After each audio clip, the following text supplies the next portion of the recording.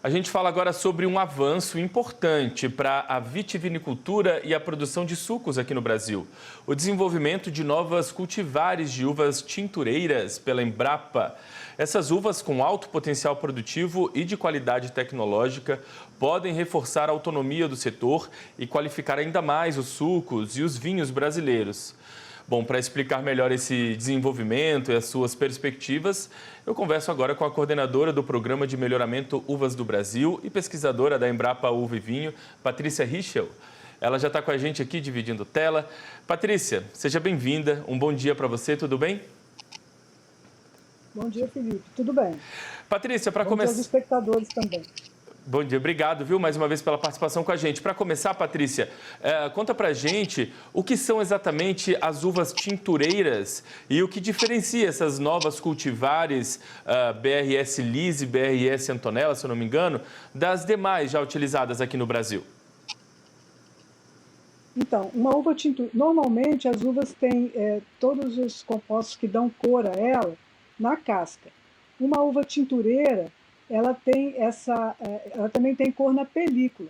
E tanto a BRS Lis quanto a BRS Antonella, elas são uvas tintureiras, ou seja, elas têm cor na polpa também, além de ter a cor da película.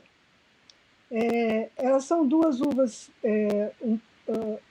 bem diferentes, mas ao mesmo tempo complementares.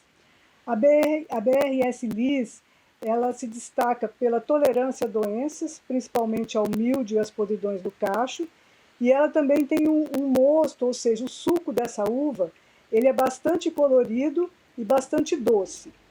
Já a BRS Antonella, ela se destaca também pela cor do suco, mas especialmente pela produtividade, que é muito alta.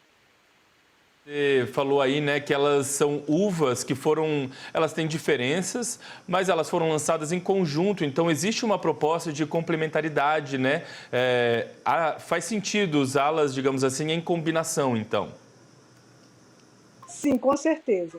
A BRS Lis, ela entraria nesse blend, como a gente chama, ou nesse corte, principalmente com a cor e com o açúcar. E a BRS Antonella entraria com volume e também com cor. Eu vi rapidamente, antes da gente conversar, pelo que eu entendi, a BRS Lis, ela tem uma tolerância aí a algumas doenças, né?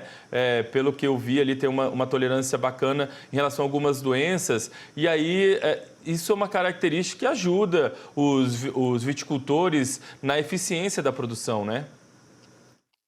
Com certeza. Eles vão precisar, para produzir a BRS Lis, de um número menor de aplicações e de produtos menos agressivos. E um destaque dela é a tolerância às podridões de cacho. As podridões de cacho são doenças muito sérias porque elas acontecem no final do ciclo, quando o produtor já investiu todos os recursos de trabalho, financeiros, na produção dessa uva, e no final do ciclo ele tem muito poucas possibilidades de uso de produtos para controlar a doença, por causa do período de carência, que tem que ser bem curto. E ela também tem tolerância ao mildio, que é uma das principais doenças da videira no Brasil. A gente, quando fala um pouquinho aqui sobre a questão histórica, a vitivinicultura para sucos e vinhos de mesa aqui no Brasil depende de poucas cultivares tradicionais. Então, como essas novas uvas contribuem para aumentar a autonomia tecnológica do setor? Então, em relação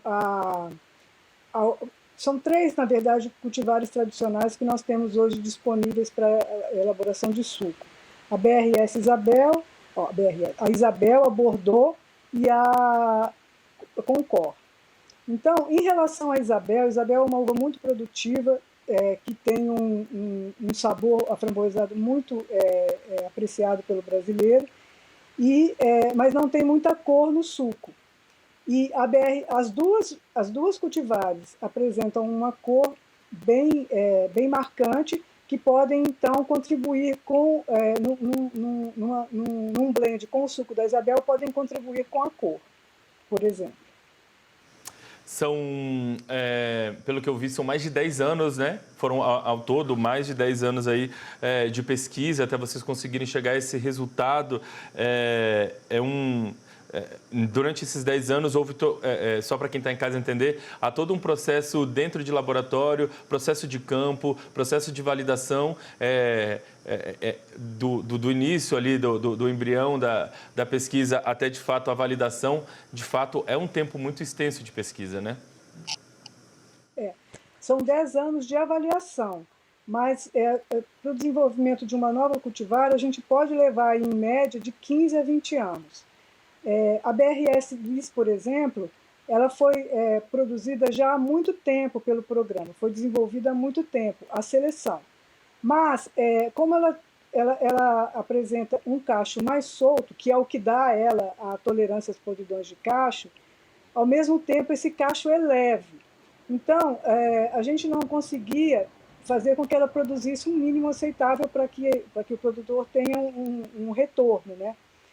Então, durante esses anos de avaliação na Embrapa, foi desenvolvido um manejo especial para ela, que consiste em deixar mais varas de produção em relação ao que o produtor normalmente deixa. Normalmente, o produtor deixa aí de 5 a 6 varas para produção, e no caso da BRS-Lis, a gente recomenda que sejam deixadas 10 a 12 varas. Com isso, o produtor consegue dobrar a produção sem que isso afete a qualidade do mosto, a doçura e a intensidade de cor. Ô Patrícia, o programa Uvas do Brasil, ele já lançou aí algumas cultivares ao longo das décadas. Enfim, como você vê a evolução desse programa e o papel dele para fortalecer a vitivinicultura brasileira? Então, foram cerca de 24 novas cultivares desenvolvidas desde 1977, que foi o início do programa, né? E nós contribuímos com vários segmentos da vitivinicultura. Nós contribuímos com uvas de mesa, e aí eu tenho um exemplo que é um sucesso no programa, que é a BRS Vitória, que é uma uva preta, sem sementes, que praticamente todo mundo conhece pelo nome. Nós temos a BRS Magna no segmento de sucos, e no segmento de vinhos, nós temos a BRS Lorena. Então, o programa tem, que são os destaques do programa, mas de uma maneira geral ele tem contribuído bastante para o avanço da vitivinicultura, expandindo a área da vitivinicultura no Brasil para áreas tropicais e também contribuindo com tolerância a doenças e maior produtividade, a coloração dos sucos. Existem vários exemplos que a gente pode dar de contribuição do programa Uvas do Brasil para o setor da vitivinicultura brasileira. Bom, e aí para a gente encerrar, qual é o estágio agora da BRS-Lis e da BRS Antonella? Elas estão oficialmente lançadas? O produtor já terá acesso a elas? Enfim, qual é o estágio dela agora? Sim, elas estão sendo lançadas em eventos de 3 dias, né, de 10, 11 e 12, que estão sendo realizados na Embrapa Vivinho, em Bento Gonçalves. Elas já estão disponíveis em viveristas credenciados pela Embrapa. A Embrapa, hoje em dia, não comercializa mais mudas nem gemas. Ela terceirizou essa comercialização para viveristas credenciados. E se vocês se referirem à página da Embrapa, vocês vão encontrar lá quais são os viveristas credenciados que têm já disponíveis mudas mudas dessas cultivares para reserva. As mudas, na verdade, vão ser entregues agora no meio do ano, que é a época de plantio aqui no Rio Grande do Sul. Patrícia, muito obrigado, viu, pela gentileza de ter conversado com a gente. Um bom restinho de semana aí para você. Saiba que o canal está aberto para a gente voltar a conversar em novas oportunidades. Muito obrigado. Eu é que agradeço a oportunidade de vir aqui mostrar um pouco do trabalho da Embrapa. Muito Valeu. obrigada. Até a próxima.